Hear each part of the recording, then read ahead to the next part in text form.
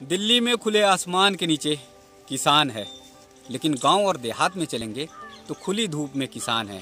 अपने खेतों में काम कर रहा है, खलिहान में काम कर रहा है और अपने पशुओं को देख रहा है। शायद यहाँ किसानों को पता है कि बिल जो गवर्नमेंट ने, केंद्र सरकार ने पारित किए हैं, जिनका 3 बिलों का विरोध कर रहे हैं, इन किसानों को पता है कि उसमें अच्छाई क्या है, खराबी क्या है, उनके हित में क्या है, अहित में क्या है।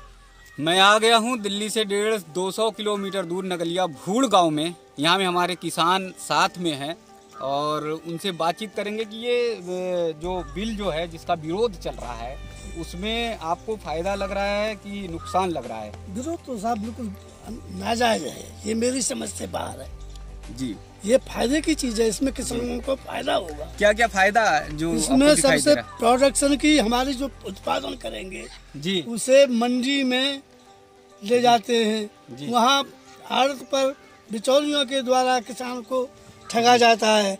अब इसके मंडी के अलावा ये प्राइवेट सेक्टर में और दे रहा है। इस बिल के आधार पर इससे किसानों को जो है मार्केट दूसरा और मिलने से उसको उसकी पैदावार का उचित रेट मिलेगा जी। और जहाँ एक दुकान होती है, आड़तिया की मंडी में 10 दुकानें, और प्राइवेट सेक्टर की कंपनी कोई आएगी और हमको ज्यादा पैसा देगी तो हम उसको देंगे, हमें उसमें फायदा होगा। मतलब स्वतंत्र हैं आप बेचने के लिए अपने अनाज को, कि हम किसी को भी बेच सकते हैं? इस बिल के आधार पर हम स्वतंत्र हैं जी। एक आड़ती की बात कर रहे थे और बिचौलिया की बात कर रहे थे, उसमें कैसे वो होता था किसानों को? साहब वाकई मत पूछो साहब, हम तो आज मेरी उम्र 75 साल है, मैं 10-12 साल से अपने बाबा के साथ मंडी में अनाज बेचने गाड़ी पे बैठ के बैलगाड़ी पे जाता था, तो मैं देखता था कि आड़तिया और जो है एक दलाल अंगोछा में हाथ डाल के नीचे और इस तरह से भाव तय करते थे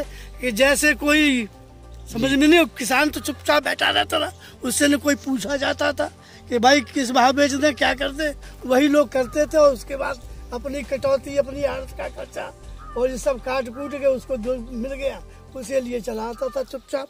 और 6 महीना पैदा करता है, 6 महीने के बाद उसको एक दिन मौका मिलता है तो वहाँ उस बैठ के चला आता है पैसा। तो आड़ती और बिचौलिए के बीच का जो खेल है, वो क्या खेल खत्म हो जाएगा इससे? हाँ, इससे खेल खत्म हो जाएगा जी। हाँ, आड़तिया और बिचौलियों के बीच के ये खेल खत्म होगा और किसान को कम से कम 14% का फायदा होगा जी। हाँ, और जो स्वतंत्र हो जाएगा किसान, बेचने के लिए अपना अनाज कहीं पर भी बेच सकता है, मंडी में बेच सकता है, या फिर कॉन्ट्रैक्ट हो गया तो कंपनियां जो है उसके खेत तक आ जाएंगी। हाँ जी, इसमें ये भी है जी कि हमारा माल जो है हमें लेके आड़त पर नहीं जाना पड़ेगा या प्राइवेट कंपनी की दुकान पर नहीं जाना पड़ेगा।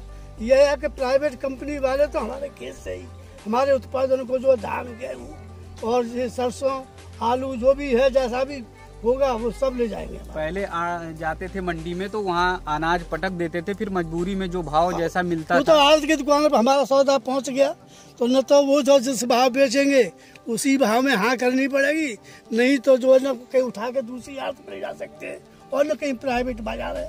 अब तो हमको प्राइवेट बाजार मिल रहा है जी। इससे प्रतिस्पर्धा बढ़ेगी तो रेट जो है वो सही मिलेगा। हाँ, जब एक जगह 10 आदमी उस चीज के हमारे ग्राहक होंगे तो हमको उचित रेट मिलेगा। भले ही खुले आसमान के नीचे दिल्ली के सिंधु बॉर्डर पर किसान खड़ा है, बैठा है, अनशन और आंदोलन कई दिनों से कर रहा, 2 हफ्ते से अधिक का समय हो गया, लेकिन दिल्ली से 150-200 किलोमीटर दूर किसान समझ चुका है, उसके दिमाग में ये बात आ चुकी है कि ये सारा जो आंदोलन हो रहा है, उस आंदोलन के पीछे कोई बहुत बड़ी साजिश है। किसान को पता है कि मंडी में जाता था, उसकी मजबूरी होती थी, उसके अलावा फिर वो अपना गेहूं, धान, अनाज कुछ भी बेच नहीं पाता था। एक हाथ में अंगोछा तौलिया डाला जाता था, उसी से रेट तय हो जाता था।